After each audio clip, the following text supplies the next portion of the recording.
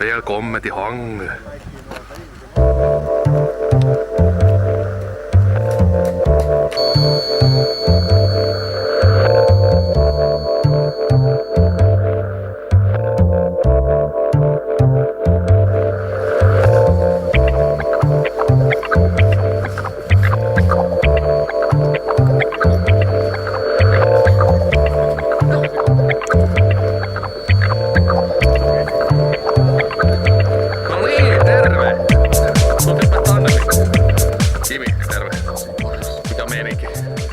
Joko jännittää? En mä tiedä, onko tää jännitystä maha vissiin vähän ollut pari päivää tässä. Ai jaa, sulla on toi ripuli.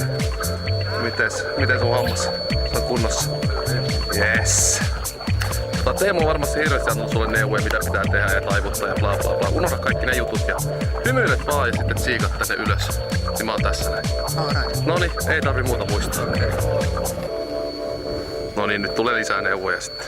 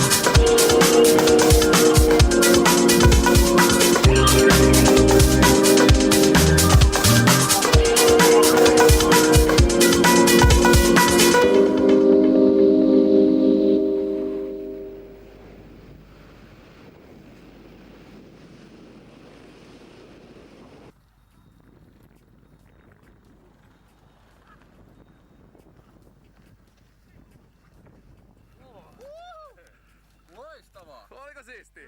Kyllä. Noniin. Yes. Hei kun onneksi olkoon. Kiitos. Sit kurssille vaan. Täytyy katsella, jos lompakko kestää. Niin kyllä se kestää. Aika mieletön juttu. Joo.